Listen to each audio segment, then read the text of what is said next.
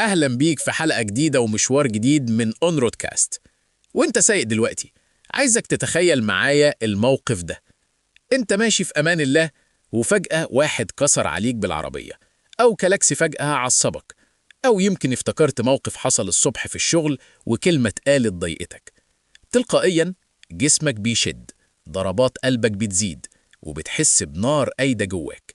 عقلك بيبدأ يشتغل سيناريوهات: هو ازاي يعمل كده؟ هو انا ليه ما ردتش عليه؟ انا كان لازم اعمل واسوي.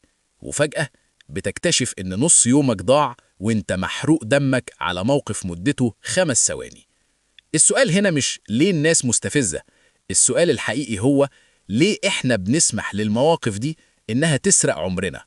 ليه بنشيل طاجن ستي ونمشي بيه في الشارع؟ النهاردة هناخدك في رحلة لعقلك عشان نتعلم فن خطير جدا، فن اسمه اللامبالاة الإيجابية، أو بالبلدي إزاي تكبر دماغك بذكاء. عشان تفهم الفكرة، تخيل إنك صحيت الصبح ومعاك في جيبك 100 جنيه بس، ودي كل ثروتك لليوم ده. هل هتروح تدي 20 جنيه لأي واحد في الشارع، وترمي 50 جنيه في الشارع عشان الجو حر، وتدي 30 جنيه لواحد شتمك؟ أكيد لأ. انت هتحافظ على كل قرش عشان تصرفه في مكانه الصح. المفاجأة بقى انك بتعمل كده كل يوم، بس مش بفلوسك، بطاقتك النفسية. مارك مانسون في كتابه الشهير فن اللامبالاة بيقول لنا حقيقة بتوجع: احنا عندنا رصيد محدود من الاهتمام والطاقة النفسية.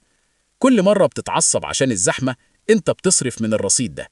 كل مرة بتزعل عشان حد بصلك بصة مش تمام، بتصرف من الرصيد ده. بتيجي على نص اليوم تلاقي رصيدك صفر. ترجع البيت لمراتك أو لأهلك، ما عندكش طاقة تسمعهم، ما عندكش طاقة تطور نفسك، ما عندكش طاقة حتى تفرح. ليه؟ لأنك وزعت ثروتك على ناس ومواقف ما تستاهلش مليم واحد. طيب، والحل؟ إزاي نحافظ على الرصيد ده؟ الحكماء زمان، واللي بنسميهم الرواقيين، كان عندهم قاعدة ذهبية.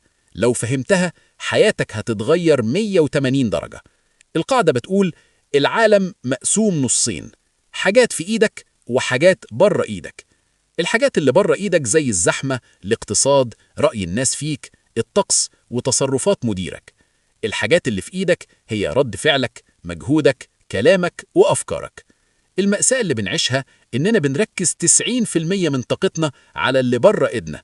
بتتعصب عشان الزحمة؟ طب هل عصبيتك هتوسع الطريق؟ لا. بتزعل إن فلان ما بيحبكش؟ طب هل زعلك هيغير قلبه؟ لا. الذكاء النفسي هنا إنك تعمل فلتر. أي مشكلة تقابلك اسأل نفسك: هل دي في دايرة تحكمي؟ لو الإجابة لأ، يبقى خد نفس عميق وقول لنفسك الجملة السحرية دي: مش بتاعتي، مش لعبتي. ووفر طاقتك للحاجة اللي تقدر تغيرها، اللي هي هتتصرف إزاي دلوقتي. نقطة تانية مهمة جدا عشان تطول بالك: إحنا تربينا على فكرة إن الحياة الناجحة هي الحياة اللي ما فيهاش مشاكل، وده أكبر كذبة. مفيش حياة من غير مشاكل. الغني عنده مشاكل بيخاف على فلوسه، والفقير عنده مشاكل بيجيب فلوسه منين. المتجوز عنده مشاكل، والسنجل عنده مشاكل.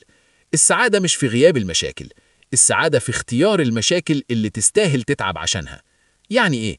يعني بدل ما أنت ماشي تتخانق مع دبان وشك، اختار الخناقة الكبيرة. اختار تتعب عشان تبني مشروعك، اختار تتعب عشان تربي عيالك صح، اختار تتعب عشان صحتك.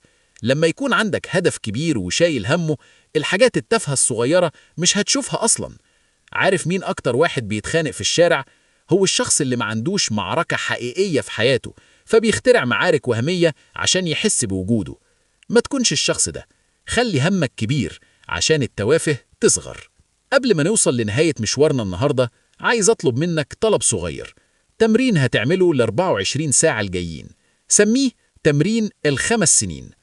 أي حاجة تعصبك النهاردة، قبل ما تنفعل اسأل نفسك سؤال واحد بس: هل الموضوع ده هيفرق معايا كمان 5 سنين؟